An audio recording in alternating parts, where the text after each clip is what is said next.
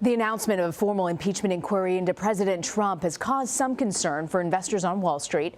Earlier today, President Trump took to Twitter saying if they actually did this, the markets would crash. Do you think it was luck that got us to the best stock market and economy in our history? It wasn't. Julia LaRoche joins us now. She's a Yahoo Finance correspondent who covers Wall Street. Julia LaRoche joins us now. She's a Yahoo Finance correspondent who covers Wall Street. So, Julia, what is the current mood on Wall Street regarding impeachment? Yeah, well, Rena, when you think about Wall Street, the thing that they often say is uncertainty is what they fear the most when it comes to the markets. But in this case, it's not about the impeachment. They're not so worried about what's going on in Washington. They're more worried about what's going on in the economy. So that is likely to not have a long-term impact on the stock market. What are they concerned about right now? Well, we're about to finish the third quarter. So in just a couple of weeks, they'll be focused on corporate results when companies start to report their earnings. They're also focused on trade, the U.S.-China trade negotiations, and that's what's weighing on stocks right now. You know, the president says the market would crash when he talks about impeachment. Can you walk us through sort of the history going back to Clinton's impeachment? How did the markets respond then?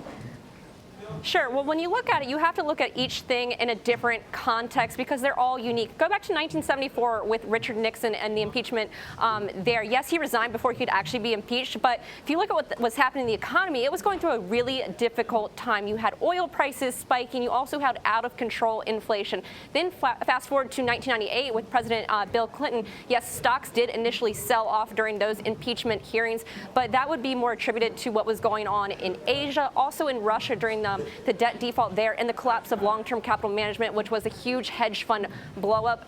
But then meanwhile, during that time, the U.S. stocks were doing quite fine. The expansion for the economy was continuing. So each context is particular. It's unique. You can't really draw a trend line here. If you look at what's going on right now, the global slowdown is one thing that's happening. Valuations are high, and so we are getting late into the cycle. So those are things to keep in mind as these play out. Yeah, you know, so important that there are so many other factors beyond just the White House right now when you look across the global markets. But is there a sense that investors believe maybe that if attention focuses on impeachment, the president might be less likely to escalate the trade war with China?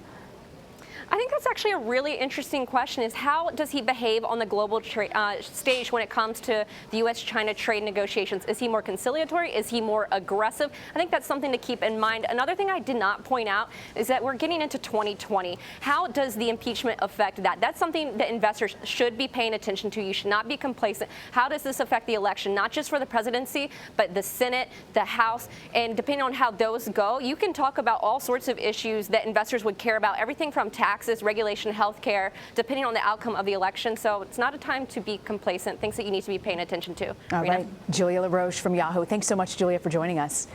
Thank you.